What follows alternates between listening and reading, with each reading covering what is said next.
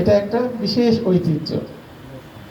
বগুড়াতে আছে পুণ্ড্রনগর বা পুণ্ড্রবর্ধন, আর এই অঞ্চলের হলো গৌড় বাংলা। সেই ঐতিহ্য চাঁপাইনবাবগঞ্জের আছে। এটা পাশাপাশি বর্তমান সময়ে চাঁপাইনবাবগঞ্জ যে কয়েকটা বিষয়ে সুনাম অর্জন করেছে, তার মধ্যে অন্যতম একটি হলো খেলাধুলা। এই খেলাধুলাতে আমি যেটা এসে জানতে পেরেছি যে বর্তমানের চাইতেও আগে আরো ভালো অবস্থায় ছিল এই চাঁপাইনবাবগঞ্জ জেলা।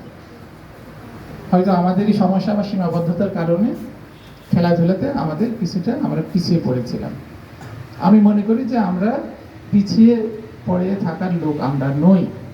এই চাঁপাইনবাবগঞ্জের লোক অত্যন্ত পরিশ্রমী এবং তারা কারিগরি টেকনিক্যাল কাজে খুবই দক্ষ।